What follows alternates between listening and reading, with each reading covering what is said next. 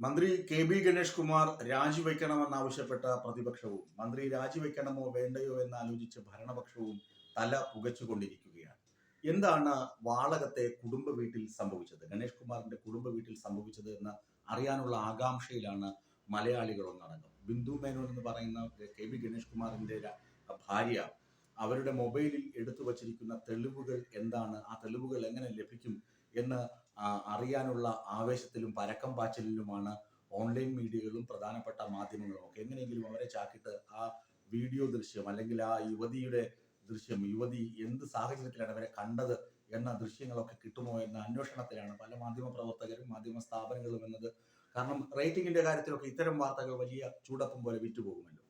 ഞാൻ പറഞ്ഞു വരുന്നത്, കെ ബി ഗണേഷ് കുമാറിന്റെ രാജിക്ക് വേണ്ടി പ്രതിപക്ഷം മറുപടി കൂട്ടുന്നു, ഇനിയിപ്പോൾ കരിങ്കൊടി പ്രകടനം അതൊക്കെ ഉണ്ടാകുമായിരിക്കും. ഭരണപക്ഷവും ആകെ തലപുകയാണ്. കാരണം 2013 കെ ബി ഗണേഷ് കുമാർ സമാനമായ ഒരു ചതിക്കുഴിയിൽ വീഴുകയും അവിടെ നിന്ന് ഇദ്ദേഹത്തെ രാജിവെപ്പിക്കാൻ, മന്ത്രിയായിരിക്കുന്ന അവസരം രാജിവെപ്പിക്കുവാൻ പ്രക്ഷോഭം നടത്തിയ പാർട്ടിയുമാണ് ഇപ്പോൾ ഭരണകക്ഷി. ആ LDF മുന്നണിയിലെ ഒരു പ്രധാന ഘടകകക്ഷിയുടെ നേതാവാണ് K B Ganesh Kumar. K B Ganesh Kumar സമർത്ഥനായ മന്ത്രിയാണ്, അതിലൊന്നും ഒരു തർക്കവുമില്ല. അപ്പോൾ കെ ബി ഗണേഷ് കുമാറിനെ ഈ തെരഞ്ഞെടുപ്പ് കാലത്ത് എങ്ങനെ ഒപ്പം നിർത്തണമോ ചവിട്ടി പുറത്താക്കണമോ എന്ന വലിയ ആശങ്ക LDFിനുമുണ്ട്.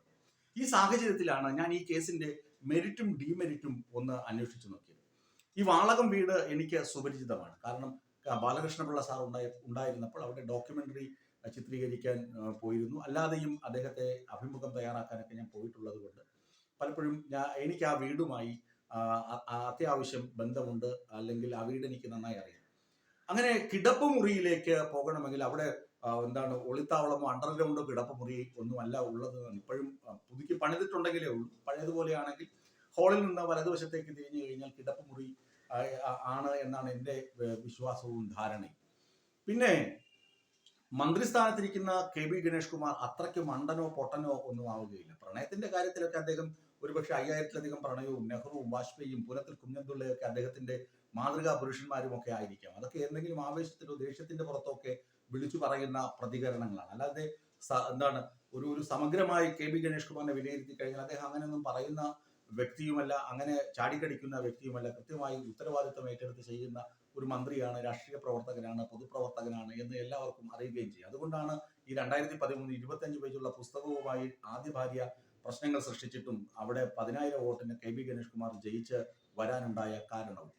ഇനി ബിന്ദു മേനോന്റെ പക്ഷത്ത് നിന്ന് ഈ വാർത്തയെ ഒന്ന് വിശകലനം ചെയ്തു നോക്കണം. ഇതിന്റെ മെരിറ്റ് പരിശോധിക്കണമെങ്കിൽ നമ്മൾ അങ്ങനെ അന്വേഷിച്ച് പോയേ മതിയാവുകയുള്ളൂ.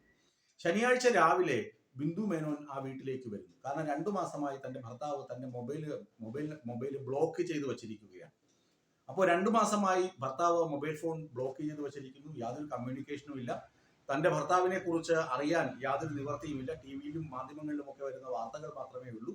അത് മാത്രമല്ല, ഈ സ്റ്റാഫുകൾ എന്തെങ്കിലും ഭാര്യയോട് പറഞ്ഞു കൊടുക്കുമെന്നുള്ളത് കൊണ്ട് സ്റ്റാഫുകളുടെ ഫോണൊക്കെ ഗണേഷ് കുമാർ ട്രാക്ക് ചെയ്യുന്നുണ്ട് എന്നുകൂടി ബിന്ദു മേനോൻ പറഞ്ഞു വെക്കുന്നുണ്ട്. അതൊക്കെ എന്ത് ആവേശത്തിന്റെ പേരിലാണ് ഇവർ പറഞ്ഞത്? PV അൻവറിന്റെ ഇഷ്യൂ ഒക്കെ നമുക്കറിയാം. അങ്ങനെ മൊബൈൽ ഫോണ് ട്രാക്ക് ചെയ്യണമെങ്കിലോ ട്രാപ്പ് ചെയ്യണമെങ്കിലോ എന്തൊക്കെ നിയമവശങ്ങളാണ് വേണ്ടതെന്നുള്ള കാര്യമൊക്കെ ഒരുപക്ഷെ ആ യുവതിക്ക് അറിയാത്തത് കൊണ്ടാകാം അവർ ഇങ്ങനെയൊക്കെ പറയുന്നത്.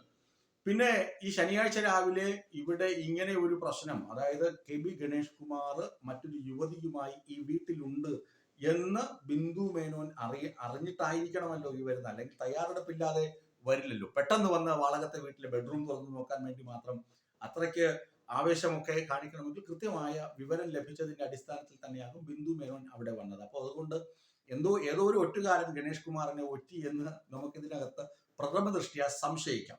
ഞാൻ പറയുന്നത് മറ്റൊന്നും കൊണ്ടല്ല. ഈ കെ ബി ഗണേഷ് കുമാറിന് ഗൺമാൻ ഉണ്ടാകും, പേഴ്സണൽ സ്റ്റാഫ് ഉണ്ടാകും, പിന്നെ ആ വീട്ടിലെ പാചകക്കാരനും അതുപോലെ തന്നെ വീടുമായി ബന്ധപ്പെട്ട് നിൽക്കുന്ന അല്ലാത്ത ജോലി ചെയ്യുന്ന ആളുകളും ഇപ്പോഴും വാളകം വീട്ടിൽ ഉണ്ടാകാറുണ്ട്. അത് ബാലകൃഷ്ണപിള്ള സാർ ഉള്ളപ്പോൾ തിരക്ക് എപ്പോഴും ഉണ്ടാകും. കെ ബി ഗണേഷ് കുമാർ മന്ത്രി ആയതുകൊണ്ട് തന്നെ സ്വാഭാവികമായും ആളുകളും പാർട്ടിക്കാരും, പ്രത്യേകിച്ച് ഇലക്ഷൻ കാലമായതുകൊണ്ട് അവിടെ വീട്ടിലേക്ക് വന്നു പോകുന്ന അവസ്ഥ ഉണ്ടാകും. അതിനകത്ത് ഒരു തർക്കവുമില്ല. അതാണ് ഞാൻ ചോദിച്ചത്, കെ ബി ഗണേഷ് കുമാർ അത്രയ്ക്ക് മണ്ടനോ പൊട്ടനോ ആണോ? ഇനി ഈ പറയുന്ന പേഴ്സണൽ സ്റ്റാഫ് ഗണേഷ് കുമാറിനെ ഒറ്റുകൊടുക്കാനോ അല്ലെങ്കിൽ ഗണേഷ് കുമാറിന് ഇങ്ങനെ ഒരു ഇല്ലീഗൽ കണക്ഷൻ ഉണ്ടാക്കാനോ നിൽക്കുന്ന വ്യക്തികളാണെന്നോ ഒറ്റുകൊടുക്കുന്ന ആളുകളാണോ എന്ന് വിശ്വസിക്കാൻ കേരള കോൺഗ്രസ് ബിയുടെ ചരിത്രം അല്ലെങ്കിൽ കേരള കോൺഗ്രസ് ബി നേതാക്കളുടെ രീതി, നേതാക്കൾ അവരുടെ സ്റ്റാഫിനോട് ഇടപെടുന്ന രീതിയൊക്കെ വെച്ച് നോക്കുമ്പോൾ അങ്ങനെ ഒന്നും ഉണ്ടാകാനുള്ള സാധ്യതയുമില്ല. ഇനി ഒറ്റ ആണെങ്കിൽ പോലും ഇതിനകത്ത് എന്താണ് ഈ വീഡിയോ ദൃശ്യങ്ങളിലുള്ളത്, ഫോട്ടോഗ്രാഫ്സിലുള്ളത് എന്ന് നമുക്ക് കണ്ടാലോ അല്ലെങ്കിൽ അതിനെ വിശകലനം ചെയ്താൽ മാത്രമേ മനസ്സിലാവുകയുള്ളൂ. കേരള പോലീസിനോ പിങ്ക് പോലീസിനോ അത് മനസ്സിലാവണമെങ്കിൽ ഇതെന്താണ് സംഭവം നടന്നതെന്ന് അറിയണം.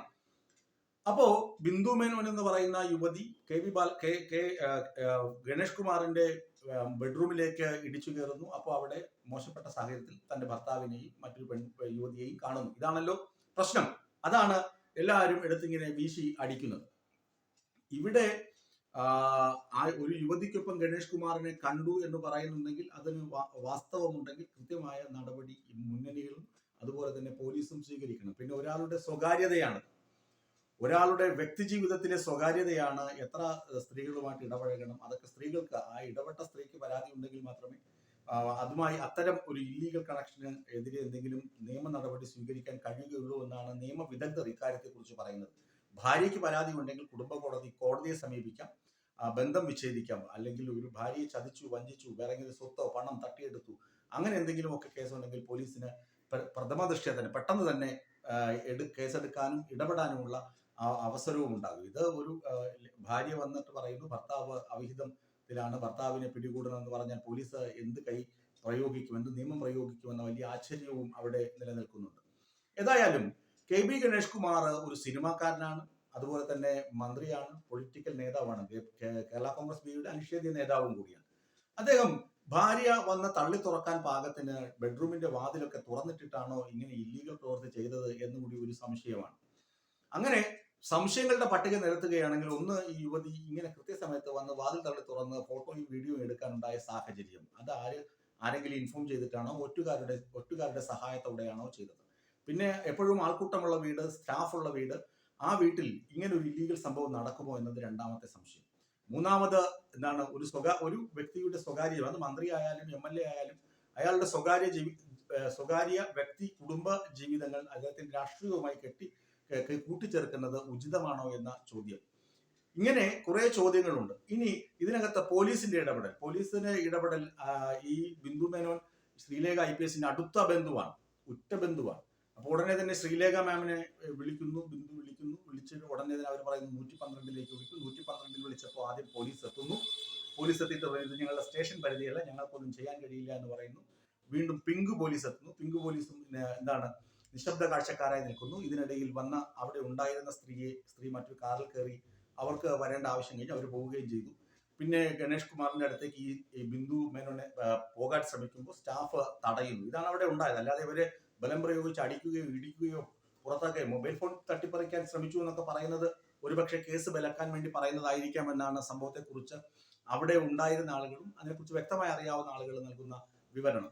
ഇതിനകത്ത് ഇങ്ങനെ കുറെ സംശയങ്ങൾ ഉള്ളത് കൊണ്ട് തന്നെ ഗണേഷ് കുമാറിനെ ഉടനടി രാജിവെച്ച് പുറത്തു പോകും എന്ന് പറയാൻ ഈ ഇടതുമുന്നണിക്ക് ആകില്ല. പക്ഷെ ഒരു കാര്യത്തിൽ മാത്രമാണ് ഈ സംഭവത്തിൽ ഗണേഷ് കുമാറിനെ പിഴച്ചു പോയത്. അത് ഞാൻ നേരത്തെ സൂചിപ്പിച്ചു. നെഹ്റുവിന് പ്രേമമുണ്ടായിരുന്നു, വാജ്പേയിക്ക് പ്രണയമുണ്ടായിരുന്നു, പുനത്തിലിന് പ്രണയമുണ്ടായിരുന്നു, അതുകൊണ്ട് എനിക്കും എന്തുമാകാം. ഈ തരത്തിൽ ഉള്ള പ്രതികരണം ഒന്ന് അഴിച്ചു പണിയണമായിരുന്നു, അല്ലെങ്കിൽ വേറെ തരത്തിൽ ഇത് പറയണമായിരുന്നു. ഇത് സംഭവിക്കാൻ പാടില്ലാത്തതൊന്നും അവിടെ സംഭവിച്ചിട്ടില്ല. ഭാര്യയ്ക്ക് തന്നോട് ഇഷ്ടക്കേടുണ്ടായിരുന്നു. അവർ വരുമ്പോൾ എന്റെ വീട്ടിൽ അല്ലെങ്കിൽ എന്നെ കാണാൻ വന്ന സ്ത്രീകളും പുരുഷന്മാരും ഒക്കെ അവിടെ ഉണ്ടായിരുന്നു. അതിൽ ഒരു സ്ത്രീയെ കണ്ടപ്പോൾ ഇവർക്ക് ദേഷ്യം തോന്നി, അങ്ങനെ അവർ പറയുന്നതാണ് എന്ന് വേണമെങ്കിൽ പറഞ്ഞ് ഒഴിയാമായിരുന്നു. പക്ഷെ ഈ പ്രതികരണം ജനങ്ങളുടെ ഇടയിലും ചർച്ച ആയിട്ടുണ്ട്. അപ്പോൾ KB ഗണേഷ് കുമാർ ഏതെങ്കിലും അവിഹിതത്തിൽ ഇടപെട്ടോ എന്ന് കണ്ടുപിടിക്കേണ്ട ഉത്തരവാദിത്വം പോലീസിനാണ്. ഇനി അവിഹിതം ഉണ്ടെങ്കിൽ തന്നെ അവിഹിതത്തിന് പരാതി എടുക്കണമെങ്കിൽ അവിഹിതത്തിന് വിധേയയായ സ്ത്രീ പരാതി കൊടുക്കണം, എന്നെ ഇദ്ദേഹം പീഡിപ്പിച്ചു എന്ന് പരാതി കൊടുക്കണം. അല്ലെങ്കിൽ പ്രായപൂർത്തിയായ ആളുകൾ ഉഭയസമ്മതത്തോടുകൂടി എന്തെങ്കിലും ചെയ്തു കഴിഞ്ഞാൽ അതിനകത്ത് പോലീസിന് ചെന്ന് കേസെടുക്കാനോ അല്ലെങ്കിൽ അവരെ തടഞ്ഞു വെക്കാനോ അല്ലെങ്കിൽ അവരെ പിടിച്ച് കയ്യാമം വെച്ച് കൊണ്ടുപോകാനുള്ള അധികാരം പോലീസിനില്ല.